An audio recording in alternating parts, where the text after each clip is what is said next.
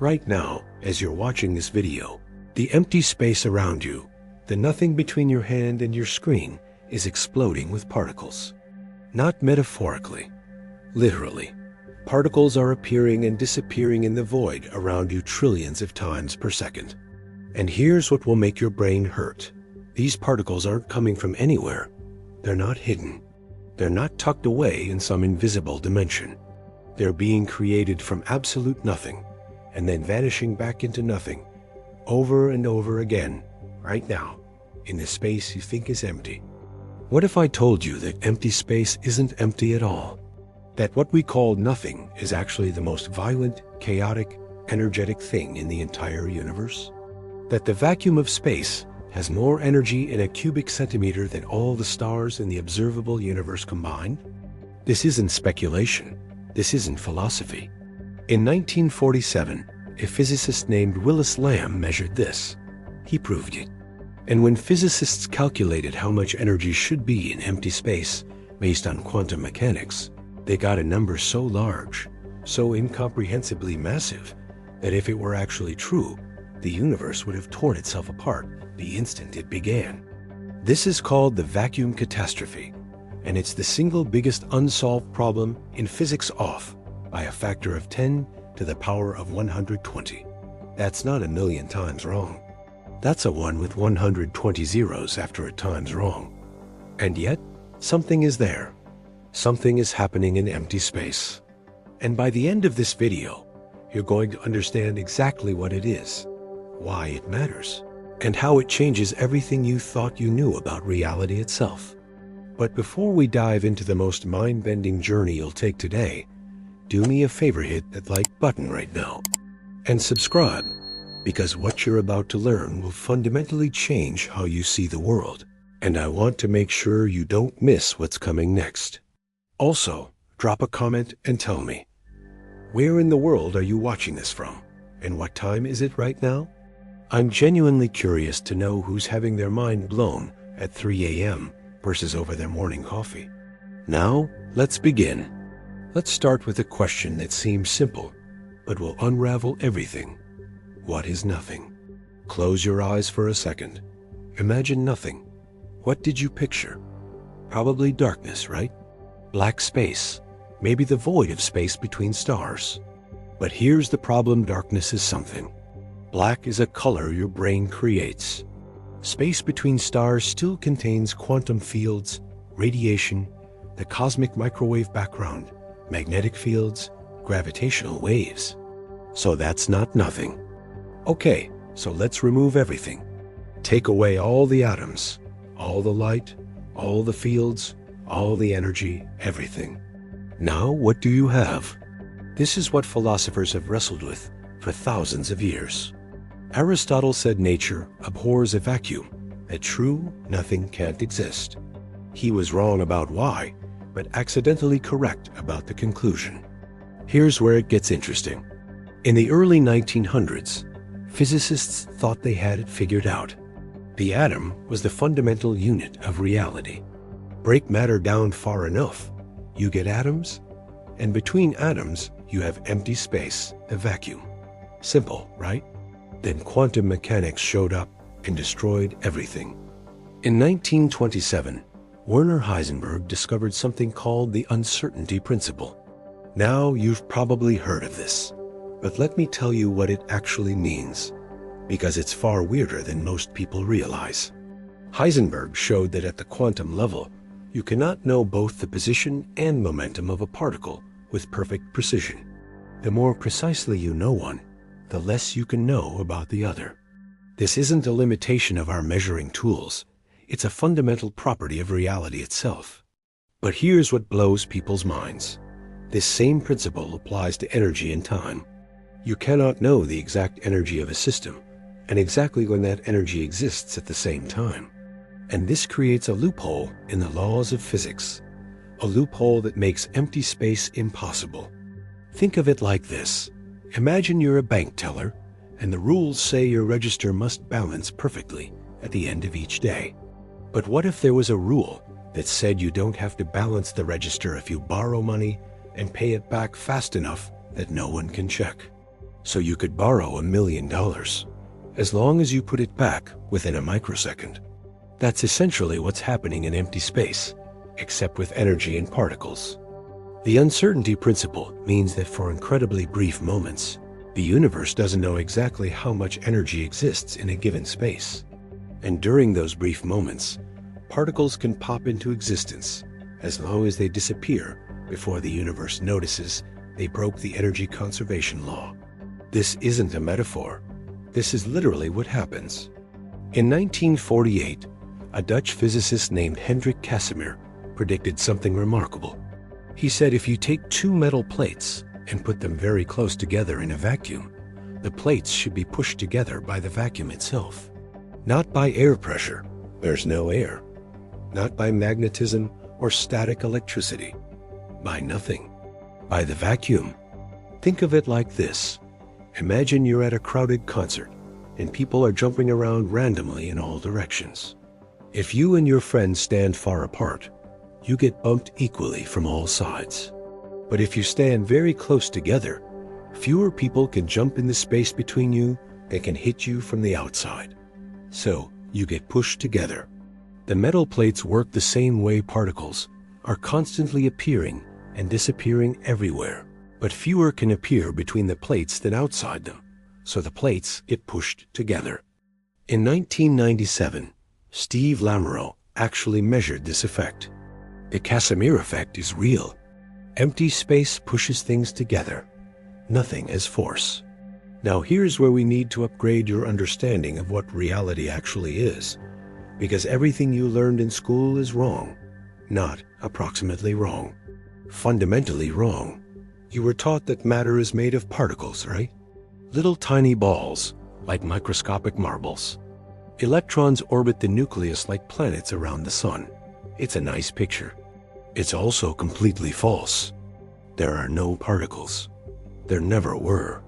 What we call particles are actually vibrations in quantum fields.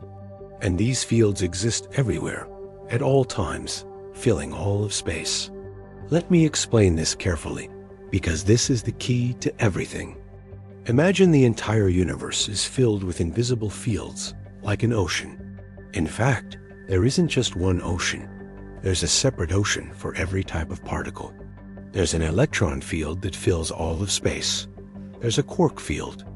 There's a photon field. There's a field for every fundamental particle, and these fields are stacked on top of each other, existing everywhere simultaneously.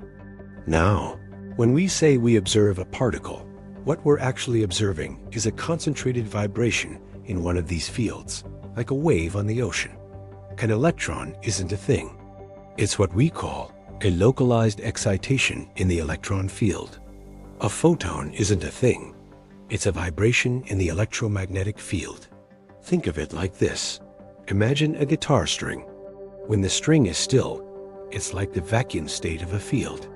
When you pluck the string, it vibrates, and that vibration is what we call a particle. But the string is always there, everywhere, even when it's not vibrating. This is quantum field theory, and it's the most precisely tested theory in all of science. We verified its predictions to 10 decimal places. It's not speculation. It's the most accurate description of reality we've ever created.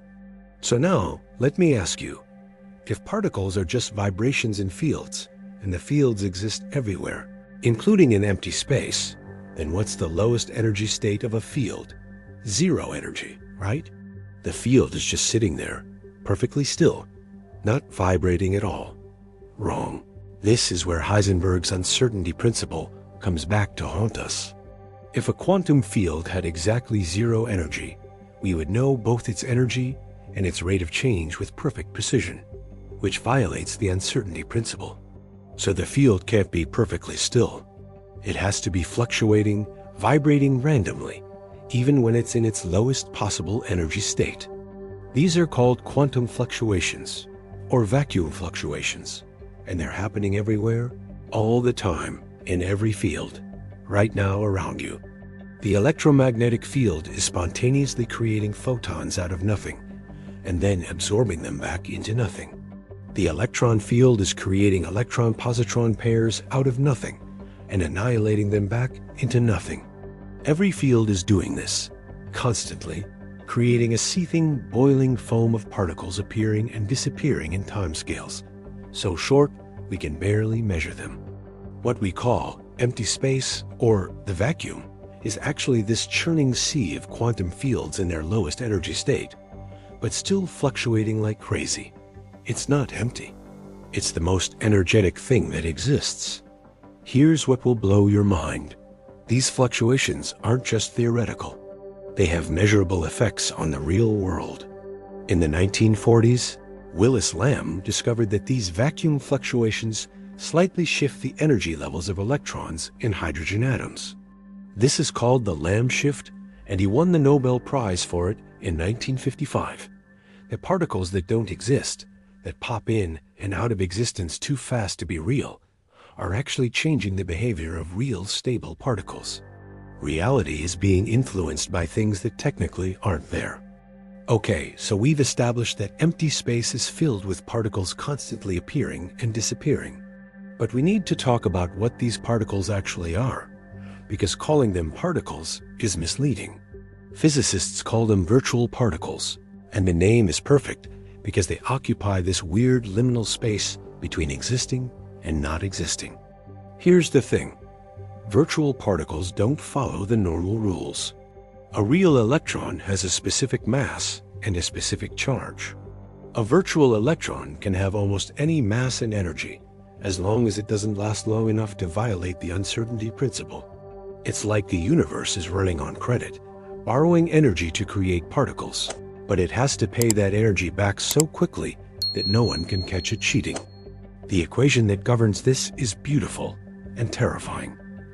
Delta E times delta T is greater than or equal to A2, where delta E is the uncertainty in energy, T is the uncertainty in time, and A is the reduced Planck constant. This tiny number, about 1.054 times y-34 joule seconds, is the currency of reality. It tells you how much energy you can borrow from the vacuum, and for how long. Want to create an electron-positron pair? That requires about 1.02 MeV of energy. You can borrow that energy from the vacuum, but you have to pay it back in about 6y-22 seconds.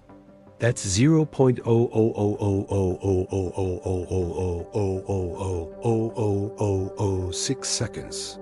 Blink and you'll miss about 100 billion trillion of these events. But here's where it gets absolutely insane. These virtual particles, these things that barely exist, are responsible for almost everything that happens in the universe. When an electron and a positron collide and annihilate, they don't just crash into each other directly. They exchange virtual photons. When you turn on a light switch and electricity flows through the wire, the force pushing the electrons forward is mediated by virtual photons. When an atomic nucleus holds together, despite the protons repelling each other, it's held together by virtual pions exchanged between protons and neutrons.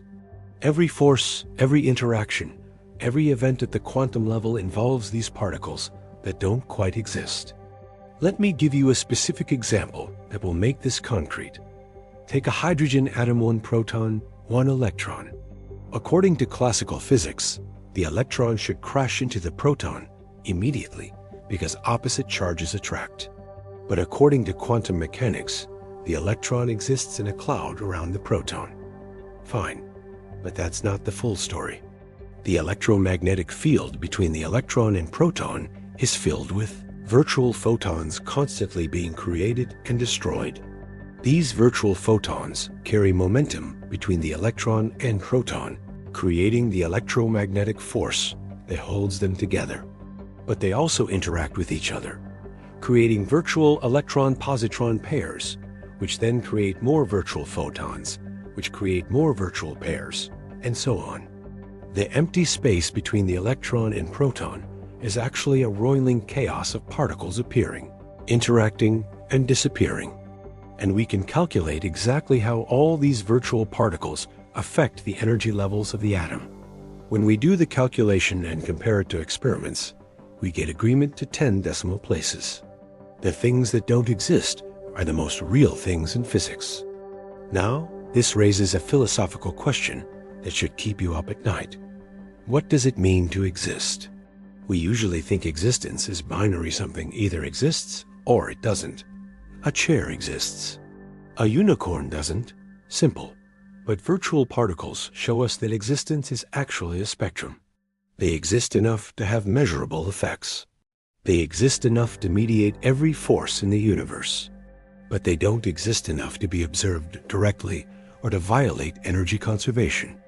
It's like Schrodinger's cat, except instead of being both alive and dead, these particles are both existent and non-existent at the same time. And the entire structure of reality is built on top of this paradox. What if I told you that black holes, the most extreme objects in the universe, where gravity is so strong that nothing can escape, are actually evaporating? That they're slowly leaking energy and shrinking, and that the reason has everything to do with empty space creating particles? In 1974, a physicist named Stephen Hawking was working on the mathematics of black holes when he discovered something that shocked everyone, including himself. He found that black holes aren't completely black. They emit radiation. They glow, and eventually they evaporate completely. This shouldn't be possible. The definition of a black hole is that nothing, not even light, can escape once it crosses the event horizon. So how can they emit radiation? The answer is vacuum fluctuations. Here's how it works. Remember those particle-antiparticle pairs constantly being created in empty space? An electron and a positron pop into existence, hang around for a brief moment, then crash back together and annihilate. Normally, this happens everywhere and doesn't mean much. The particles appear and disappear so quickly, they have no net effect. But near a black hole's event horizon, something different happens. Imagine a particle-antiparticle pair appears right at the edge of the event horizon. One particle appears just inside the horizon, where nothing can escape. The other appears just outside, where escape is still possible. Now, the particle inside the horizon falls into the black hole. It has no choice. It's past the point of no return. But the particle outside the horizon? It can escape.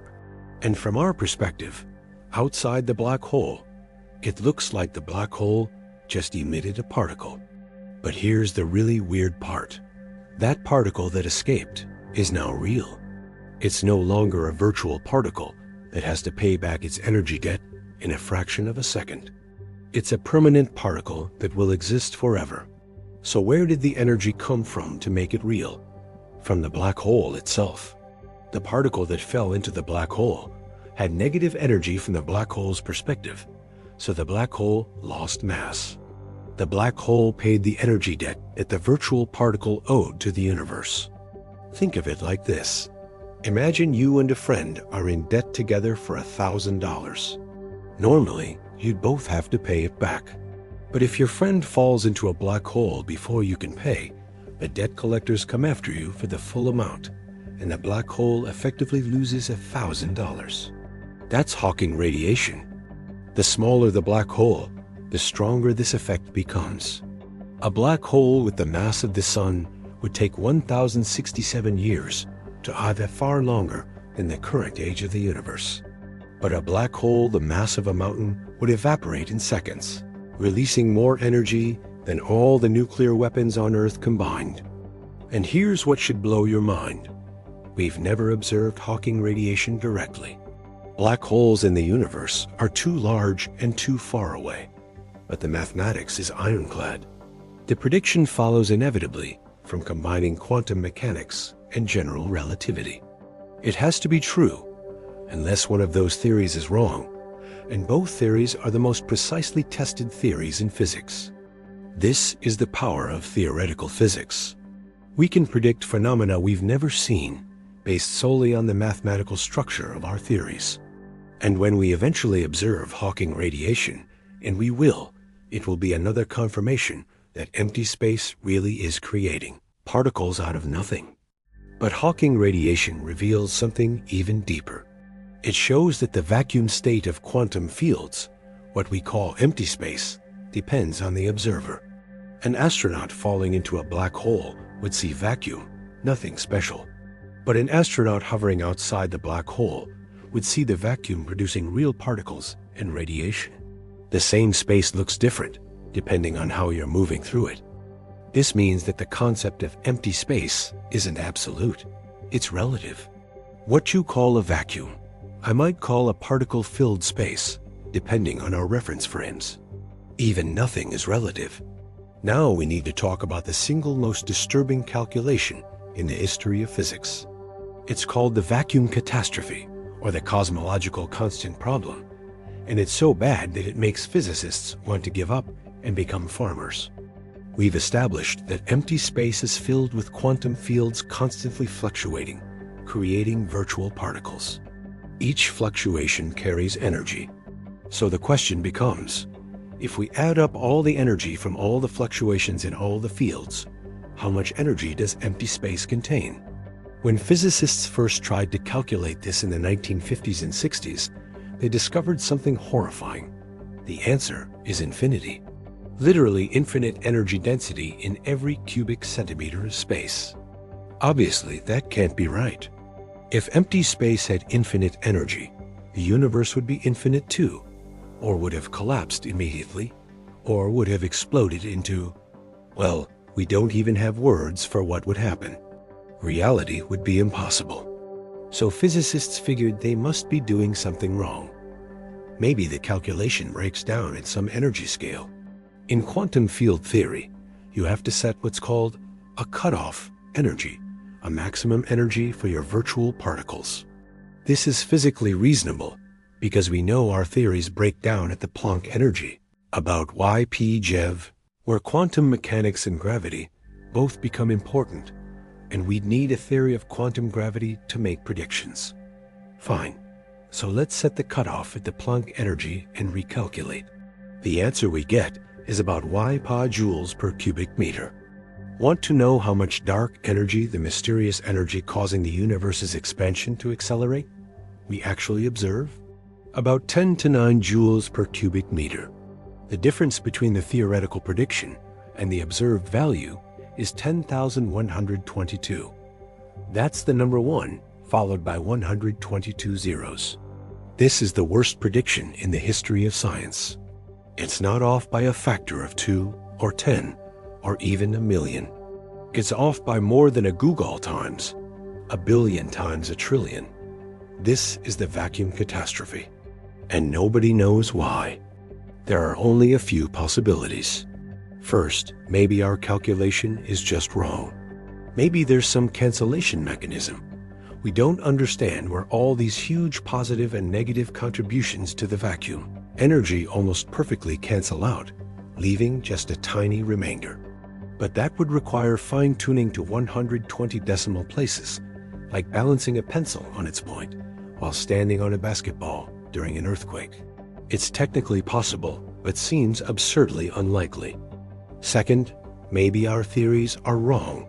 Maybe quantum field theory breaks down in some way we don't understand when we try to talk about the vacuum. But quantum field theory has been tested to incredible precision in every other context. It works. So if it's wrong about this, we don't know why. Third, maybe there's some deep principle of physics we haven't discovered yet that explains why the vacuum energy has to be nearly zero. Some symmetry or mechanism that requires it. Many physicists have tried to find such a principle. None have succeeded.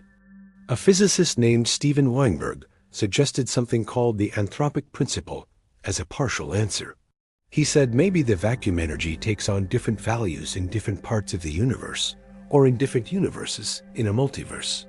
And we find ourselves in a region where the vacuum energy is small, because if it were large, galaxies and stars couldn't form, and we wouldn't exist to observe it. It's a controversial idea. Some physicists love it. Others hate it because it feels like giving up, like saying, the universe is this way, because if it weren't, we wouldn't be here to ask the question. But Weinberg used this reasoning to predict the value of the cosmological constant before it was measured, and he got it roughly right. So maybe there's something to it? The point is, We know that empty space has energy. We can measure it through the expansion of the universe. But we have no idea why it has the tiny value it does, instead of the enormous value our theories predict. This is arguably the deepest unsolved problem in fundamental physics. And here's what should really bother you. The energy of empty space affects the entire universe. It's causing the expansion of the universe to accelerate. Billions of years from now, this acceleration will rip apart galaxy clusters, then galaxies, then solar systems, then atoms themselves in what's called the Big Rip. The energy of nothing will literally tear apart everything. The vacuum empty space might be the dominant form of energy in the universe. And we don't understand it at all. Let's talk about how we know all this isn't just mathematical fantasy. How do we know that empty space really is creating particles? That the vacuum really has structure and energy? The answer is experiments, like the Casimir effect places, where we can actually reach out and touch the quantum vacuum. Remember Hendrik Casimir? In 1948, he predicted that two uncharged, parallel metal plates in a vacuum should attract each other due to quantum vacuum fluctuations. This seems like magic. There's nothing between the plates. No air, no magnets, no static electricity, just vacuum. And yet, they should be pushed together by nothing. Here's the detailed explanation of why. The electromagnetic field exists everywhere and is constantly fluctuating, creating virtual photons. These virtual photons have different wavelengths, some short, some long. Now, between the metal plates, only virtual photons with wavelengths that fit perfectly between the plates can exist. It's like a vibrating string. You can only have wavelengths that fit exactly between the two ends.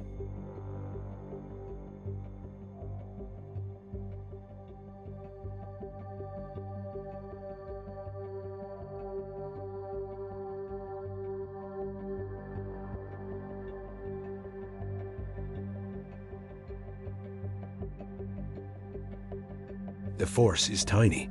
For two plates 1 square centimeter in area, separated by 1 micrometer, the attractive force is about 107 newtons, roughly the weight of a single cell. But it's measurable. In 1958, physicist Marcus Barnett tried to measure this effect and got inconclusive results. The problem was that the force is so small, you have to eliminate every other possible force electrostatic charges.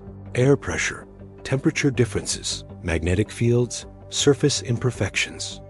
It's incredibly difficult. But in 1997, Steve Lamoureux at the University of Washington did a much more careful experiment. He used a torsion pendulum, basically a very sensitive balance, with a metal plate on one end and a metal sphere on the other. When the sphere approaches a flat plate, the Casimir force should pull them together, twisting the pendulum. He measured this twist with a laser. The result? The Casimir force exists, exactly as predicted by quantum field theory, to within about 5% experimental uncertainty. In 2002, even more precise experiments confirmed it to within 1%. This is extraordinary. We've measured the force created by particles that don't exist. We've touched the quantum vacuum with our instruments and felt it push back. But the Casimir effect has implications beyond just confirming quantum field theory. Engineers are now worried about it in nanotechnology. When you build machines with parts only nanometers apart, and we're doing this now with microelectromechanic systems, MEMS, the Casimir force can make moving parts stick together. Nothing is making them stick. The vacuum is making them stick. Some researchers are trying to harness the Casimir effect. If you could extract energy from the quantum vacuum, you'd have an unlimited energy source. Unfortunately, this appears to be impossible. The Casimir effect doesn't give you free energy. It just rearranges where the vacuum energy is. You have to do work to push the plates together in the first place. And when they pull themselves together, you get that energy back. It's not a perpetual motion machine. But here's a wild idea. Some physicists have speculated about Casimir effect thrusters for spacecraft.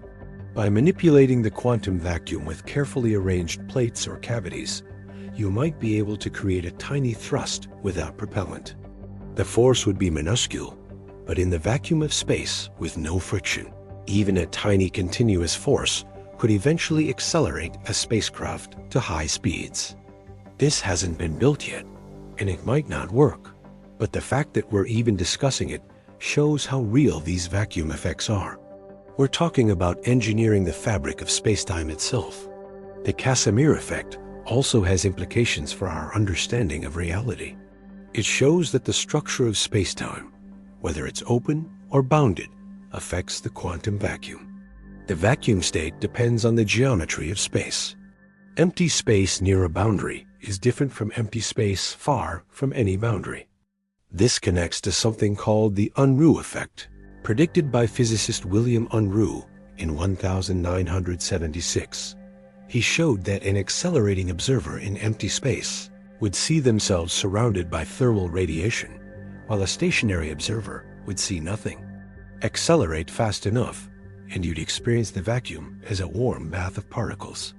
This hasn't been directly measured yet.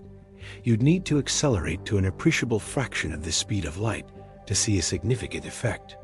But the mathematics is sound, and it follows from the same quantum field theory that predicts the Casimir effect.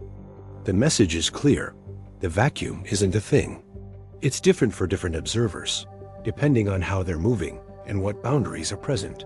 What you call empty space, I might call a particle-filled thermal bath, just because I'm accelerating and you're not. Reality itself depends on your reference frame. Now, here's where things get really wild. We've talked about the regular Casimir effect, two metal plates attracting each other because of a quantum vacuum between them. But in 1970, a physicist named Gerald Moore predicted something even more bizarre. If you could wiggle one of those plates back and forth fast enough, really fast, billions of times per second, you could shake photons out of the vacuum. Real photons. Light created from nothing. This is called the dynamical Casimir effect, and it sounds impossible. We're not just measuring the vacuum anymore. We're creating real particles from it. We're reaching into nothing and pulling out something. The problem is, you need to move a mirror at about 10% the speed of light, back and forth, billions of times per second. No mechanical system can do that. So for decades, this remained a theoretical curiosity. But in 2011, a team of physicists at Chalmers University in Sweden figured out a clever trick. Instead of moving a physical mirror, they created an effective moving mirror using superconducting circuits. By rapidly changing the electrical properties of a superconducting quantum interference device, they could make the electromagnetic field think a mirror was moving at relativistic speeds, and it worked. They detected real photons emerging from the vacuum. The vacuum was glowing, creating light where there should be none. Think about what this means. We built a device that creates particles from nothing. Not from energy we put in, yes. We supplied energy to wiggle the effective mirror, but that energy went into changing the electromagnetic field configuration, not into creating the photons directly. The photons came from the quantum vacuum itself. This is experimental proof that virtual particles can be promoted to real particles, that the quantum foam of spacetime can be crystallized into observable reality. That empty space is not empty. It's a reservoir of potential particles waiting to be actualized. Now, you might wonder, does this violate conservation of energy? Where does the energy come from? The answer is beautifully subtle. When you wiggle the mirror, you're doing work against the quantum vacuum. You're changing the boundary conditions of the electromagnetic field, which changes which modes of the field can exist. Some modes get promoted from virtual to real, and the energy comes from the work you did wiggling the mirror. It's like you're shaking a tree and apples fall out. You didn't create the apples, they were already there, hanging on branches. But you had to do work to shake the tree. The difference is that in the quantum vacuum, the apples are virtual particles that barely exist until you shake them loose and make them real. This has profound implications for cosmology. In the early universe, right after the Big Bang, space itself was rapidly expanding. This expansion was like a cosmic version of the dynamical Casimir effect, shaking the quantum vacuum of every field in existence. And just like in the laboratory experiment, this should have created real particles from the vacuum. In fact, this is the leading explanation for where all the particles in the universe came from. In the first fraction of a second after the Big Bang, there was a period called inflation, where space expanded exponentially fast. The quantum vacuum of every field, the electron field, the quark fields, the photon field was violently shaken by this expansion, and virtual particles were promoted to real particles. All the matter in the universe, all the energy in every star and galaxy, all the light that has ever existed, it all came from quantum vacuum fluctuations during inflation. The entire universe is a gigantic dynamical Casimir effect. We are literally made from nothing. Every atom in your body was once a virtual particle in the quantum vacuum, promoted to real existence by the expansion of space in the first 10 to 32 seconds after the Big Bang. And here's the really mind-bending part. This process is still happening. Dark energy, the mysterious force accelerating the universe's expansion, is essentially a leftover vacuum energy from inflation. The quantum vacuum is still driving the expansion of space. Nothing is still creating the structure of everything. We need to talk about something that's going to sound insane. Quantum fields might not exist in spacetime. Spacetime might emerge from quantum fields. Let me explain. We've been talking about quantum fields as if they're things that exist in space, like an ocean filling a container. There's a container, spacetime, and there's stuff in the container, quantum fields. But cutting-edge research in quantum gravity suggests this is backwards. Spacetime might be an emergent phenomenon arising from the entanglement of quantum fields. In 2006, physicists Shinsei Ryu and Tadashi Takeyanagi discovered a beautiful relationship between quantum entanglement and the geometry of spacetime.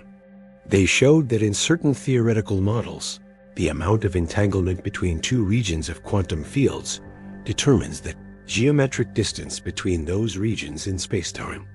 Think of it like this. Imagine you have 1,000 people holding strings, and each person is connected to some other people by their strings. The pattern of connections, the network topology, creates an effective geometry. People who are connected by short paths through the network are close, even if they're far apart in physical space. People connected only by long paths are far, even if they're physically nearby.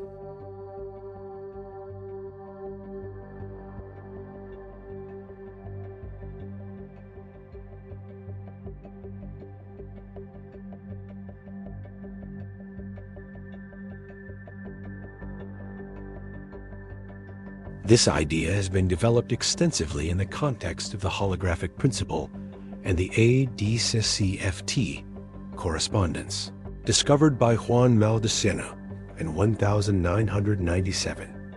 He showed that a quantum field theory in a flat space can be exactly equivalent to a theory of gravity in a higher dimensional curved space. All the information about the gravitational theory, including the geometry of spacetime, is encoded in the quantum field theory with no gravity at all. It's like how a hologram on a flat surface can encode a three-dimensional image. The 3D information is holographically encoded in 2D. Similarly, spacetime itself might be holographically encoded in quantum fields. Now, what does this have to do with particles appearing from nothing? Everything. If spacetime emerges from quantum fields, then the vacuum fluctuations we've been talking about aren't just particles appearing in empty space. They're fluctuations in the fundamental structure from which spacetime itself emerges. When virtual particles pop in and out of existence, they're not just disturbing some background, they're literally disturbing the fabric of spacetime. The quantum foam of virtual particles is spacetime at its most fundamental level, roiling and fluctuating at the Planck scale of y-35 meters. At this scale, spacetime isn't smooth. It's not a continuous fabric. It's a chaotic foam of quantum fluctuations where the very concept of distance and duration break down. A point in spacetime at this scale is constantly fluctuating. Sometimes it's here, sometimes it's there, sometimes it doesn't exist at all. This is why we need a theory of quantum gravity. General relativity treats spacetime as smooth and continuous. Quantum mechanics treats it as granular and fluctuating. These views contradict each other at the Planck scale, and we don't have a theory that reconciles them. String theory is one attempt. It proposes that at the smallest scales, particles aren't point-like excitations of quantum fields, but tiny vibrating strings. The different vibration modes of these strings correspond to different particles. And spacetime itself emerges from the collective behavior of all these strings. Loop quantum gravity is another approach. It proposes that spacetime has a discrete structure at the Planck scale. It's made of finite-sized atoms of space connected in a network. Quantum fields exist on this network, and the geometry of the network is itself dynamic and quantum. We don't know which approach is correct, or if either is, but both share the revolutionary insight that spacetime is not fundamental. It emerges from something deeper, and that deeper thing involves quantum fields and their fluctuations. So when we talk about particles appearing from nothing, we're actually talking about fluctuations in the fundamental reality from which even spacetime emerges. Nothing isn't empty space waiting to be filled. Nothing is the quantum foam from which space, time, and everything else crystallizes out. This is the deepest level of reality we know how to talk about, and it's made of fluctuations of nothing. Here's something that will hurt your brain. What if the information content of empty space is infinite? And what if that's not just a mathematical curiosity, but a real physical fact with profound implications? In 1972, physicist Jacob Bekenstein made a strange proposal. He suggested that black holes have entropy, a measure of disorder or information content. This was bizarre because entropy is usually associated with heat and microscopic states of matter.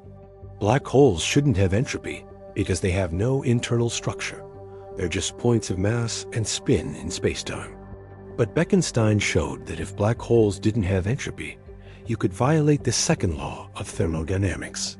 You could throw a high-entropy object into a black hole, and the entropy of the universe would decrease, which should be impossible. So Bekenstein proposed that black holes do have entropy, and he calculated how much. The entropy is proportional to the surface area of the event horizon, not the volume. For every square Planck length of event horizon surface, there's one bit of information. Stephen Hawking initially thought this was nonsense, but when he discovered Hawking radiation, he realized Bekenstein was right. Black holes have temperature and entropy. They're thermodynamic objects. Now here's where it gets weird. If the entropy is proportional to surface area, that means all the information about what's inside the black hole is somehow encoded on its surface.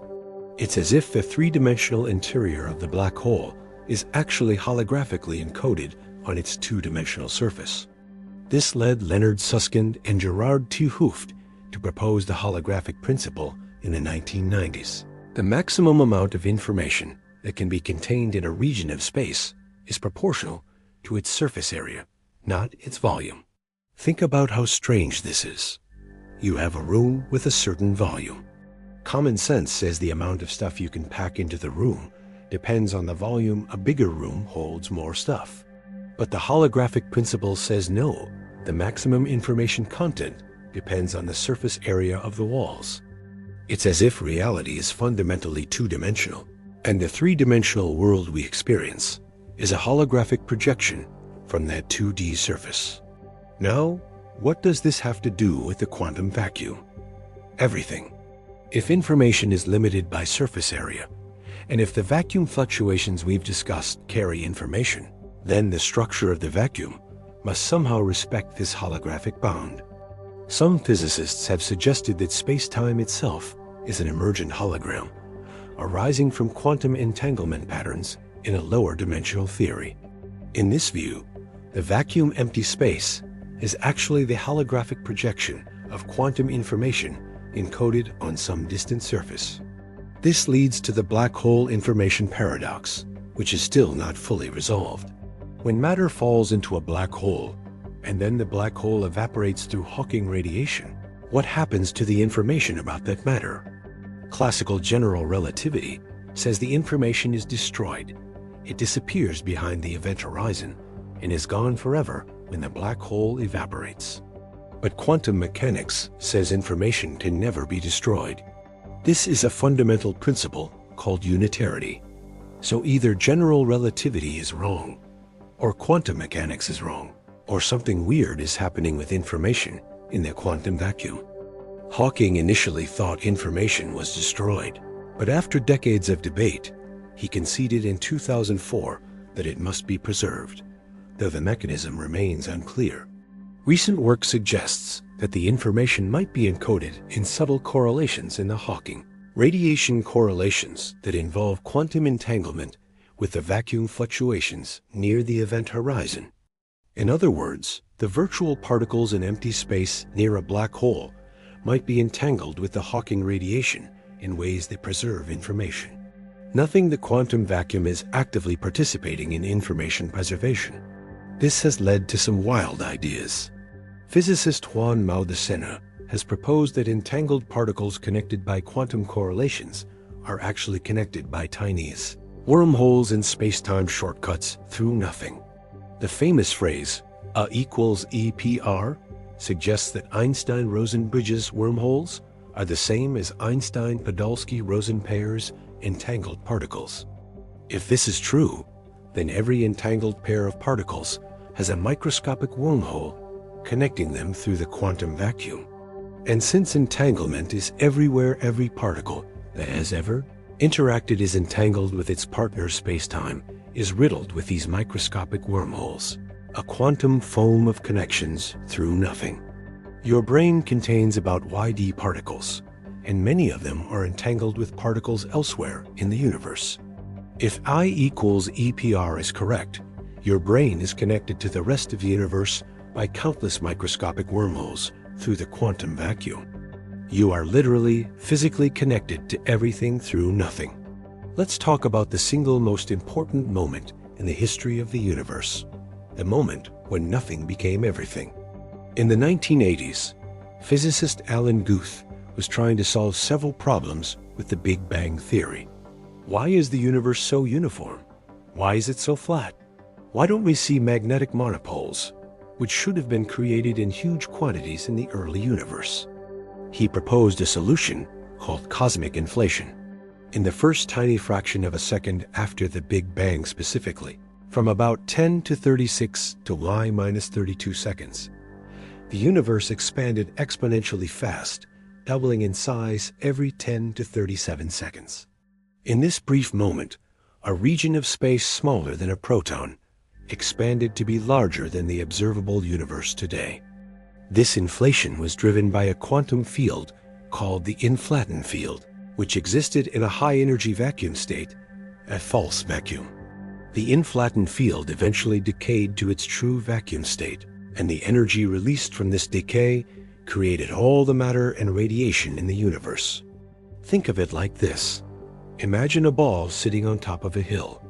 That's a false vacuum-high potential energy, but stable for the moment. Eventually, the ball rolls down to the valley below the true vacuum. As it rolls, potential energy converts to kinetic energy. In the case of the inflaton field, that energy became all the particles in the universe. But here's what makes this mind-blowing. During inflation, quantum vacuum fluctuations in the inflaton field got stretched out to cosmic scales. These tiny fluctuations, quantum uncertainties in the field value, became the seeds for all structure in the universe. Let me explain this carefully because it's profound. During inflation, the inflaton field was in a quantum state, which means it had fluctuations due to the uncertainty principle. In one tiny region of space, the field value might be slightly higher than average. In another region, slightly lower. These differences were quantum mechanical typically, about 1 part in 105. As space expanded exponentially, these quantum fluctuations got stretched out. What started as a quantum uncertainty on a scale of 10 to 35 meters got stretched to cosmic scales millions of light years across. And when inflation ended and the inflattened field decayed into matter and radiation, these fluctuations became density variations in the primordial universe. Regions where the inflattened field was slightly stronger became slightly denser. Regions where it was weaker became slightly less dense. And over billions of years, gravity amplified these tiny differences. Denser regions attracted more matter, becoming even denser, eventually forming galaxies, stars, and planets. The galaxy you live in exists because of a quantum fluctuation during inflation. The solar system exists because of a quantum fluctuation. You exist because of a quantum fluctuation, a temporary violation of energy conservation in the quantum vacuum 13.8 billion years ago. This has been confirmed observationally. In the 1990s, the COBE satellite measured the cosmic microwave background, afterglow of the Big Bang, and found it has tiny temperature variations of about 1 part in 100,000. In the 2000s, WMAP measured these variations in exquisite detail. In the 2010s, Planck measured them even better. The pattern of these temperature variations matches exactly what you'd expect from quantum fluctuations during inflation, stretched to cosmic scales by exponential expansion. We can see the quantum vacuum in the sky. Every galaxy, every star, every structure in the universe is a fossil record of quantum vacuum fluctuations. You are looking at the quantum foam of the early universe every time you see a galaxy. But here's what really should blow your mind. Inflation might not have ended everywhere at once. In fact, theoretical work by André Linde, Alexander Valentin, and others suggests that inflation is eternal once it starts. It never completely ends. Here's how it works. Remember that quantum fluctuations are random. In most regions of space, the inflattened field rolls down to its true vacuum and inflation ends. But in some regions, quantum fluctuations kick the field back up the hill and inflation continues. Those regions expand exponentially, creating more space, which has more quantum fluctuations, some of which kick the field back up again, and so on. This creates a fractal structure of eternal inflation, with an infinite number of bubble universes constantly being created. Our observable universe is just one of these bubbles, region where inflation ended and the energy got converted to matter and radiation.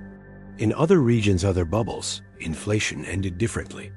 The laws of physics might be different. The cosmological constant might be different. The masses of particles might be different.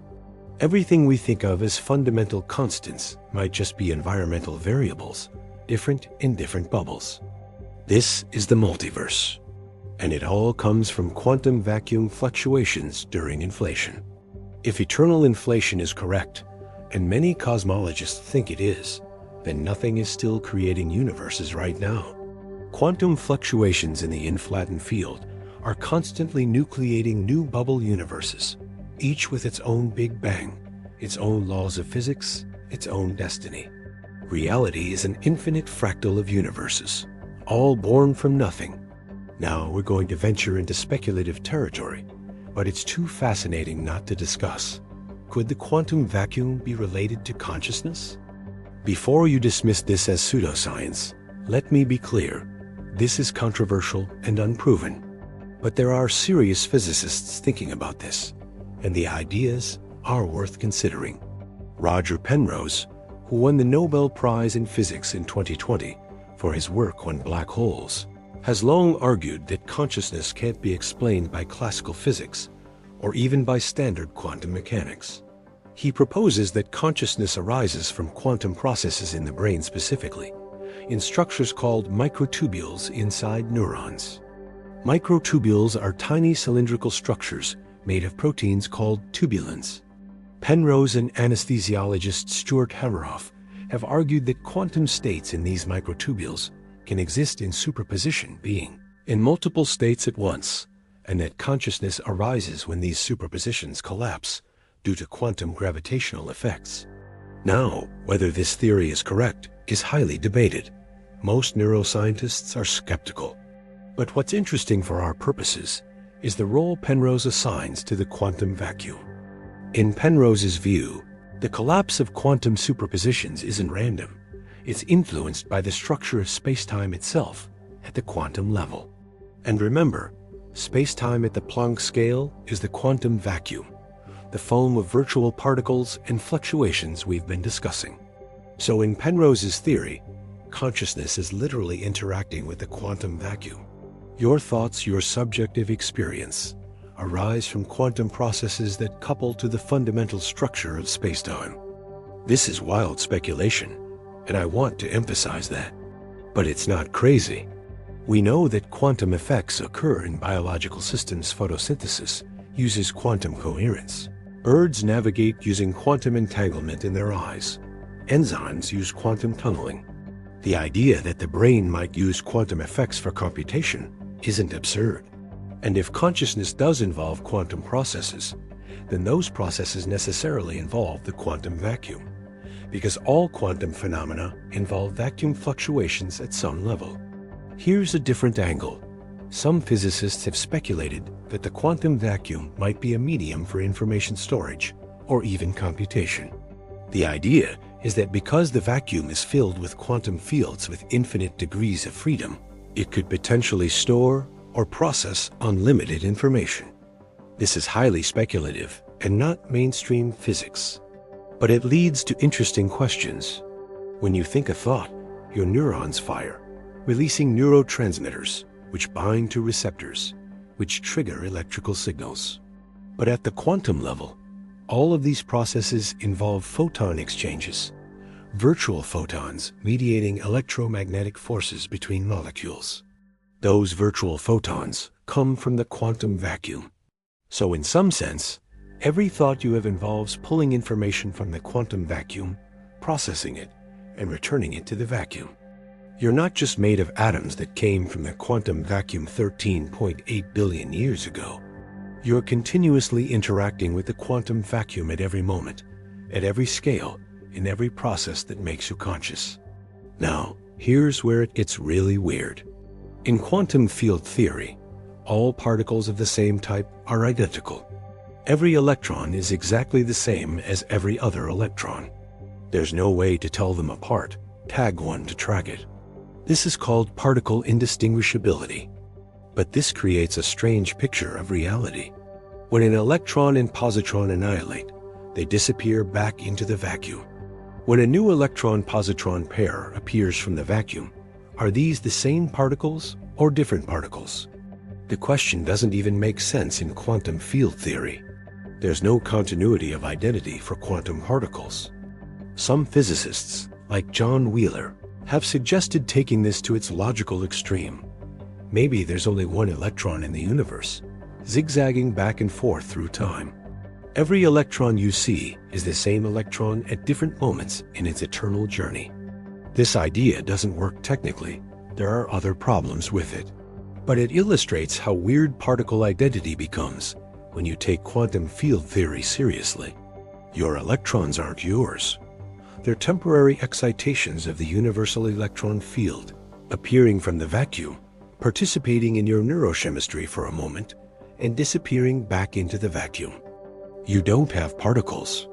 You are a pattern in the quantum vacuum, a temporary configuration of field excitations that maintains its structure for a few decades before dissolving back into the nothing from which it came. And somehow, this pattern of quantum field excitations is conscious. It experiences. It thinks. It has the subjective feeling of being you. The quantum vacuum nothing is experiencing itself through you. Let's talk about the far future of the universe and what it means for the quantum vacuum. Cosmologists have developed increasingly detailed models of how the universe will evolve over unimaginable timescales, and the story of nothing plays a central role. Right now, the universe is about 13.8 billion years old. Stars are still forming. Galaxies are still colliding. The cosmos is vibrant with activity. But this won't last forever. In about 100 trillion years, the last stars will burn out. Star formation will have ceased long before that, because galaxies will have run out of gas to make new stars. The universe will enter what's called the degenerate era, where the only light comes from slowly cooling white dwarfs, neutron stars, and black holes accreting the occasional stray particle. By 1020 years from now, even these objects will have faded. White dwarfs will have cooled to black dwarf stellar corpses at the temperature of the cosmic microwave background, essentially invisible. Galaxies will have mostly ejected their stars through gravitational interactions, leaving behind supermassive black holes at their centers. In years, if protons decay, and we think they might all matter, will have disintegrated. Planets, dead stars, black dwarfs, everything made of atoms will have dissolved into radiation, leaving only black holes and the ever-expanding void. Then comes the black hole era. From 1040 to 10,100 years from now, the universe will be dominated by black holes, slowly evaporating through Hawking radiation. A solar mass black hole takes 1,067 years to evaporate. A supermassive black hole, like the one at the center of our galaxy, will take 10,100 years or more. But eventually, even they will be gone. And what's left? Nothing. Pure empty space, expanding forever, approaching a state of maximum entropy called heat death. The temperature everywhere will be essentially zero, just barely above absolute zero, kept warm only by the cosmic microwave background, itself stretched and redshifted to infinitely long wavelengths by the expansion of space. This is the dark era, when the universe is dominated by empty space. And this is where things get interesting, or rather, where nothing gets interesting. Remember dark energy? The mysterious repulsive force accelerating the universe's expansion? It's a property of empty space itself. And unlike matter or radiation, which gets diluted as space expands, dark energy doesn't get diluted.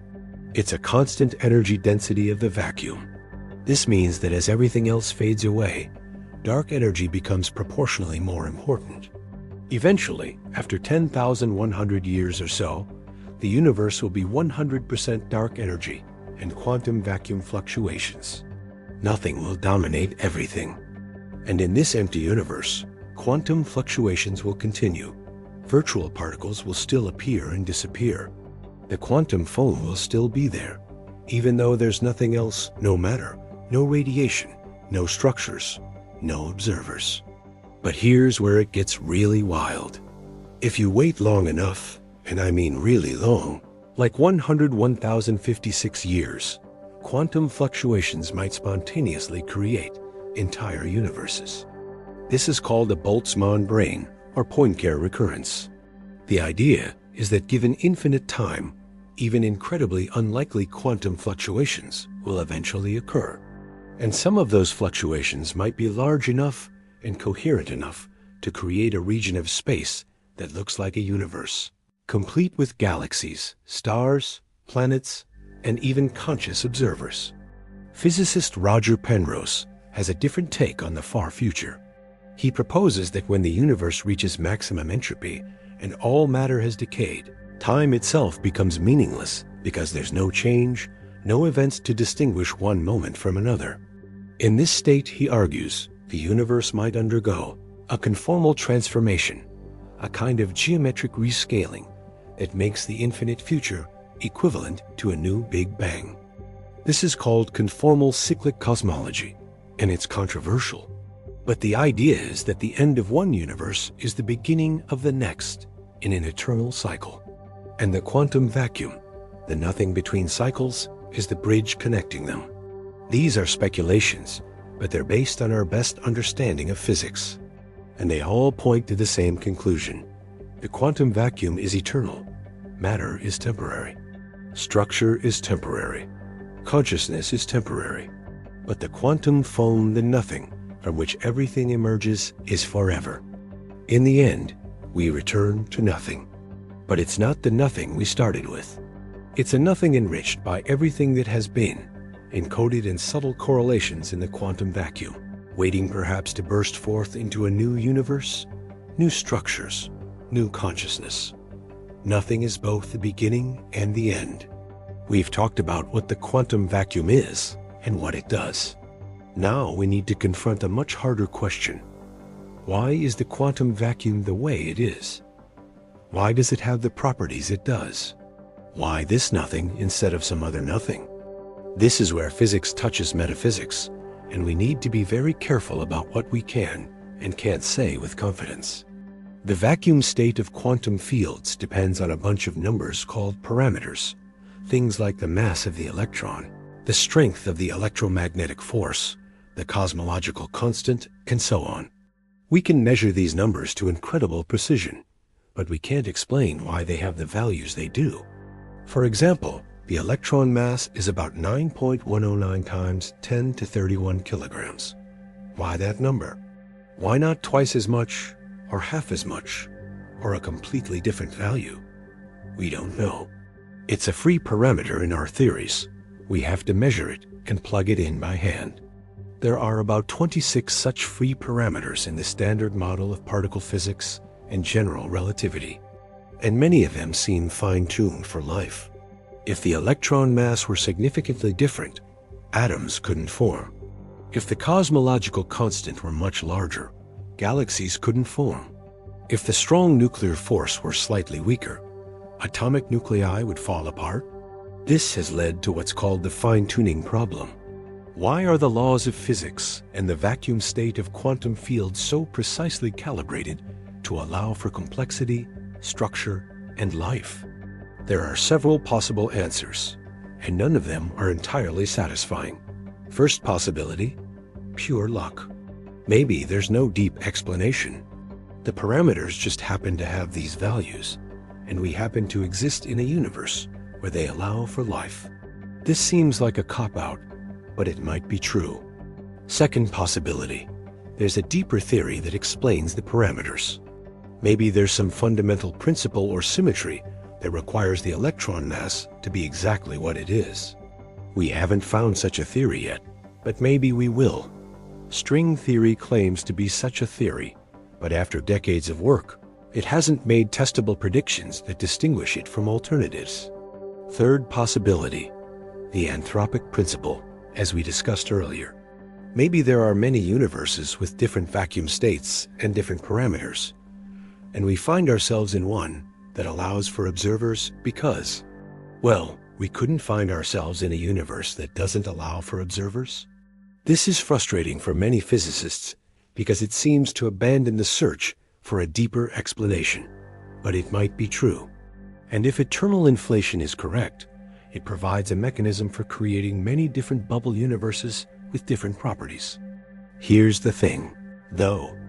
Even if the anthropic principle explains why our universe has the parameters it does, it raises a deeper question. Why is there a multiverse? Why is there eternal inflation? Why are there quantum fields at all?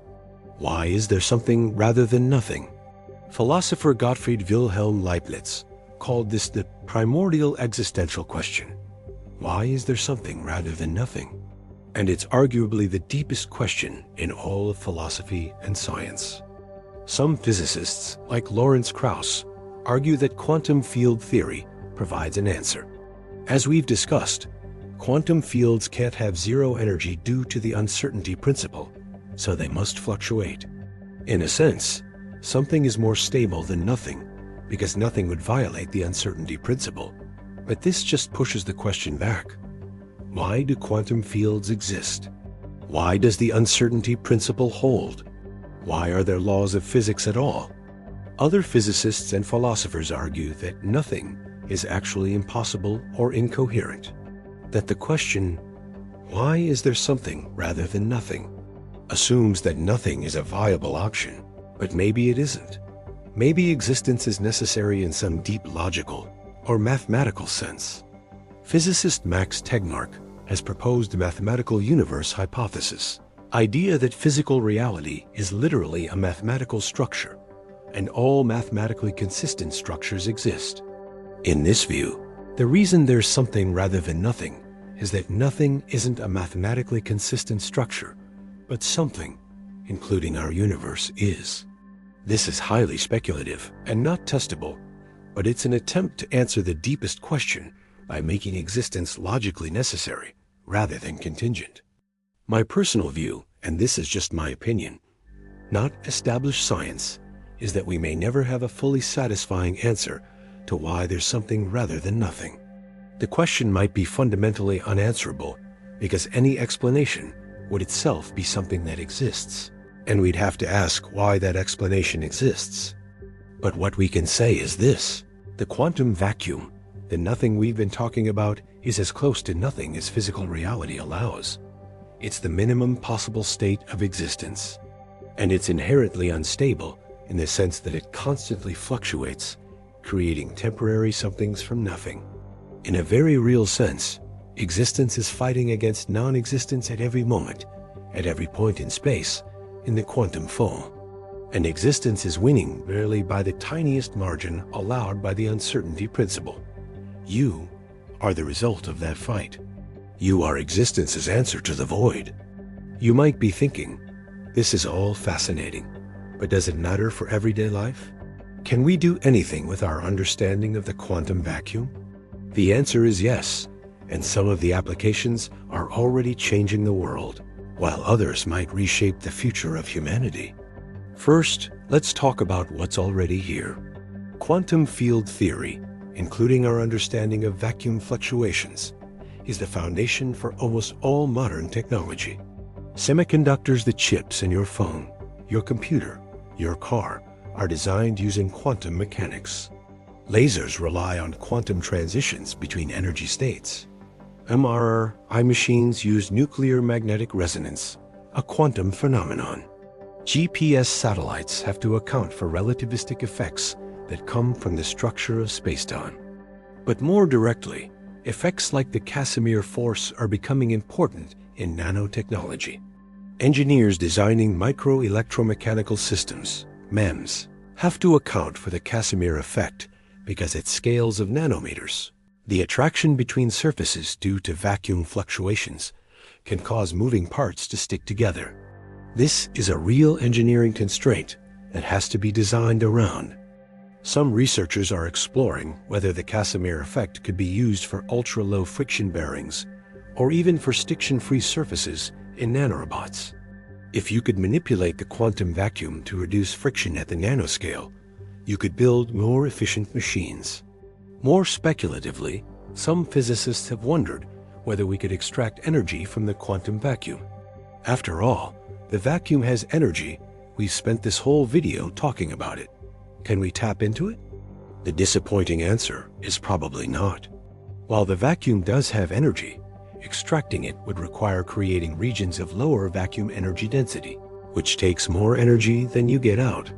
It's like trying to extract energy from a lake by digging a hole next to it. Yes, water flows into the hole, but you had to do work digging the hole. However, there might be loopholes. Some researchers have proposed using rapidly moving mirrors or rapidly varying electromagnetic fields to extract photons from the vacuum, as in the dynamical Casimir effect we discussed. This does produce real photons, but the energy comes from the work you do moving the mirrors, not from the vacuum itself. Still, there might be clever ways to make this more efficient than we currently understand.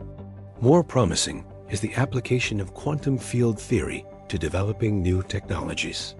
Quantum computers, for instance, rely on manipulating quantum superpositions and entanglement phenomena intimately related to the quantum vacuum. As we develop better quantum computers, we're essentially learning to control and harness the quantum substrate of reality. Quantum cryptography uses entanglement to create unbreakable codes. If someone intercepts a quantum encrypted message, the act of measurement disturbs the quantum state, and the disturbance is detectable. This isn't just theoretically secure. It's secured by the laws of physics themselves, by the same quantum principles that govern vacuum fluctuations. Quantum sensors use quantum coherence and entanglement to measure things with unprecedented precision. We can now measure gravity with such sensitivity that we can detect the mass of a person walking past the detector from 10 meters away. We can measure magnetic fields so precisely that we can map the magnetic activity of the human brain. These technologies are based on our understanding of quantum fields. Looking further ahead, if we ever develop a working theory of quantum gravity, a theory that unifies general relativity and quantum mechanics, it will necessarily involve understanding the structure of the quantum vacuum at the Planck scale. This might lead to technologies we can barely imagine. Some physicists have speculated about engineering spacetime itself, creating warp drives or wormholes by manipulating the vacuum energy density. The Alcubierre drive, proposed by Miguel Alcubierre in 1994, is a solution to Einstein's equations that allows faster-than-light travel by contracting space in front of a spaceship and expanding it behind. The catch is that it requires negative energy density regions where the vacuum energy is less than zero. Do such regions exist? Maybe. The Casimir effect creates regions of lower vacuum energy density between metal plates. But the energy density is only slightly lower, not negative, and certainly not negative enough to create a warp drive. Still, it shows that manipulating vacuum energy is theoretically possible. Another wild idea: if consciousness is related to quantum processes, as Penrose suggests, then understanding the quantum vacuum might eventually help us understand consciousness. And if we understand consciousness, we might be able to enhance it, preserve it, or even create it artificially. These are all speculations, but they're grounded in real physics. The point is that the quantum vacuum isn't just an abstract curiosity. It's the fundamental layer of reality, and learning to manipulate it might be the key to technologies that currently seem like magic. We're at the very beginning of learning to engineer reality at its deepest level. We've covered a lot of ground. We've talked about particles appearing from nothing, about the structure of the quantum vacuum, about the origin and fate of the universe. But now I want to bring this back to you, personally, and explain why this matters for how you see yourself and your place in reality. First, let's talk about what you're made of. Every atom in your body was forged in the heart of a star. This is a famous and beautiful fact, but it's not the whole story. Those atoms, the protons, neutrons, and electrons, came from somewhere too. And the answer is, they came from quantum vacuum fluctuations during the first moments after the Big Bang.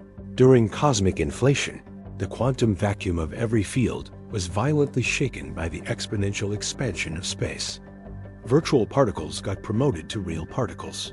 The quarks that make up the protons and neutrons in your body are quantum excitations of the quark field, pulled out of the vacuum 13.8 billion years ago. You are literally made from nothing. Not metaphorically, not spiritually, literally. The particles that compose you are crystallized quantum fluctuations, temporarily stable excitations of quantum fields that emerged from the vacuum in the first fraction of a second after the universe began. And it's not just that you came from the quantum vacuum in the distant past. You're interacting with it right now, at every moment, in every process that makes you alive. When your neurons fire, they're sending electrical signals.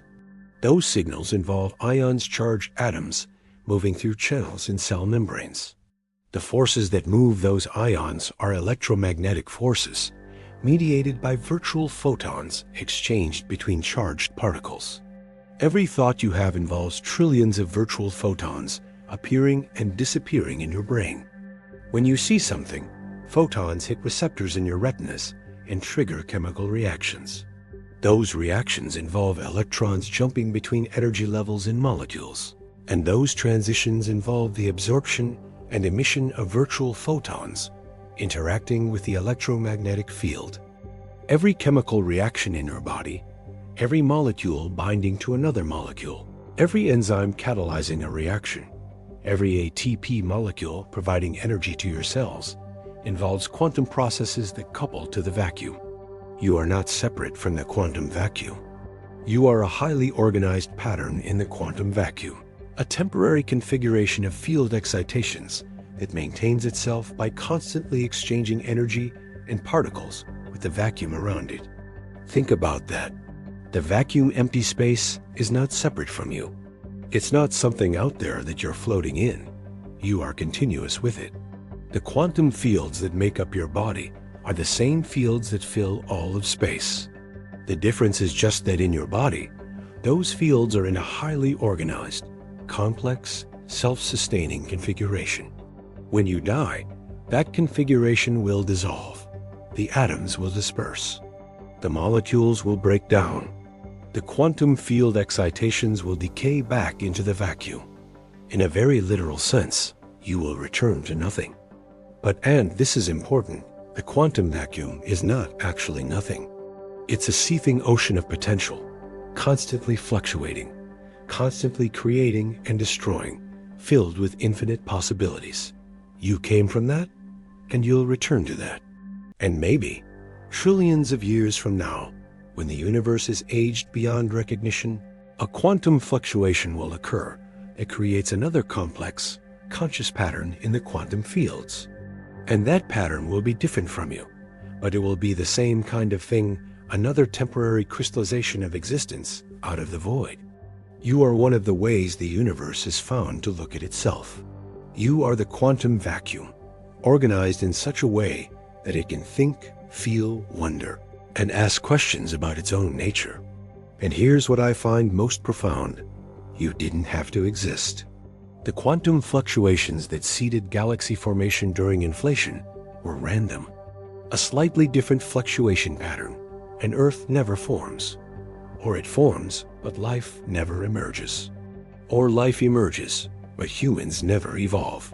Or humans evolve, but your particular parents never meet. The probability of you existing is infinitesimally small. And yet, here you are. A conscious pattern in the quantum vacuum, able to understand your own origin, able to grasp that you came from nothing and will return to nothing, and able to find meaning and beauty in the brief moment in between. The quantum vacuum has infinite zero-point energy, constantly fluctuating. Most of those fluctuations create nothing interesting, just virtual particles appearing and disappearing, contributing to the quantum foam, and nothing more. But some fluctuations, under the right conditions, can cascade into complexity. They can create atoms, molecules, stars, planets, life, consciousness. You are one of those rare, precious cascades.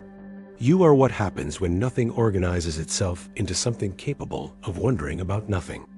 Let's talk about how understanding the quantum vacuum should change your philosophy, how you think about existence, reality, and meaning. For most of human history, people thought of existence as solid and stable. Things either exist or they don't. Matter is made of fundamental particles that persist over time. Space is a container that holds things. These ideas feel intuitive because they match our everyday experience. But quantum field theory reveals that none of this is true. Particles aren't things, they're temporary excitations. Space isn't empty, it's filled with quantum fields constantly fluctuating. Existence isn't stable, it's a dynamic process of creation and destruction happening at every point in spacetime. This should fundamentally change how we think about reality. Let me give you some examples. First, consider the question of what's real. We usually think of the everyday objects around us as real and abstract concepts as less real. This table is real. Justice is an abstract concept. But quantum field theory shows us that even the table isn't real in the way we think. It's made of atoms, which are made of quantum field excitations, which are just ripples in abstract quantum fields.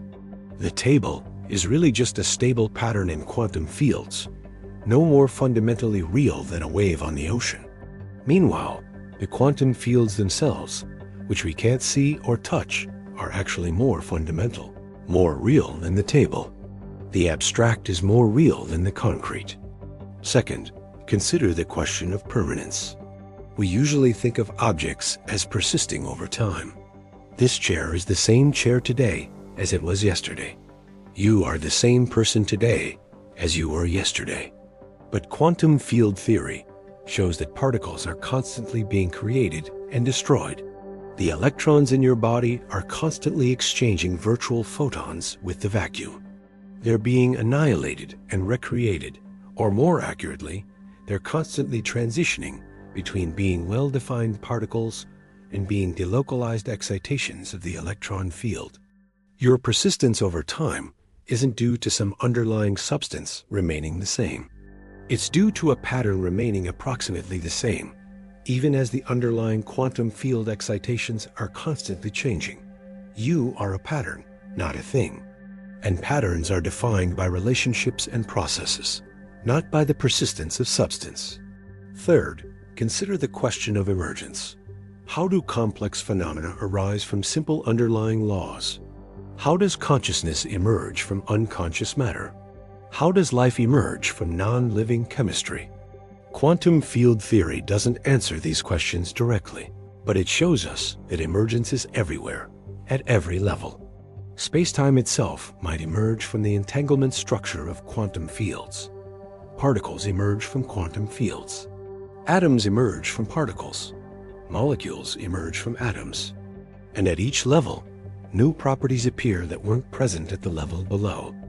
There's no fundamental distinction between basic and emergent reality. Everything is emergent from something more fundamental. And the most fundamental level we know about the quantum vacuum is itself constantly emerging from. Well, we're not sure. Maybe from mathematical structure, maybe from nothing, maybe from something we haven't imagined yet. This suggests that consciousness emerging from matter isn't mysterious or paradoxical. It's just another level in the hierarchy of emergence, no more or less puzzling than particles emerging from fields or spacetime emerging from entanglement. Fourth, consider the question of meaning.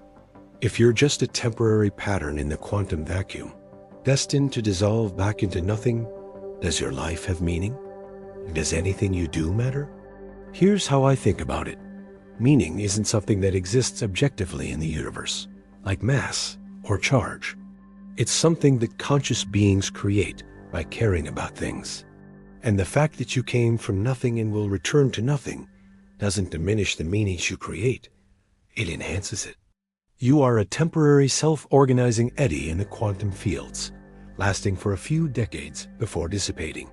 And during those few decades, you can think, feel, love, create, discover, understand. You can experience beauty. You can reduce suffering. You can add something new to the universe that wasn't there before. The fact that this is temporary doesn't make it less meaningful. If anything, it makes it more precious.